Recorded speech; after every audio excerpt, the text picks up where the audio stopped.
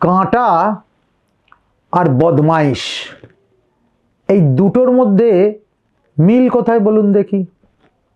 কাঁটা আপনার পায়ে বেঁধে আর বদমাইশ আপনার জীবনের মধ্যে বিঁধে যায়। এই দুটো থেকে পরিত্রাণের উপায় কি? খুব সুন্দর করে শাস্ত্রে একটি পরামর্শ দেওয়া আছে। বলছে খলানাং কণ্টকানাং চ দ্বিবিধৈব প্রতিক্রিয়া উপান মুখো ভঙ্গ বা দূরত বাপি বর্জনাম।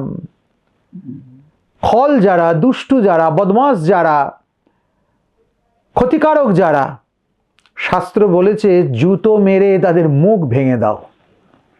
এখন এই মুখটা ওই খল ব্যক্তির মুখও হতে পারে, কিংবা এমনও হতে পারে যে তার যে কর্মপন্থা সেটাকে প্রতিরোধ করে দেওয়া। মোট কথা উপানম মুখো ভঙ্গ। উপানম মানে হচ্ছে জুতো, জুতো দিয়ে তার মুখও ভঙ্গ করো। এটা তো খল ব্যক্তির জন্য। আর কাঁটার জন্য কি? দূরত বাপি বর্জনাম।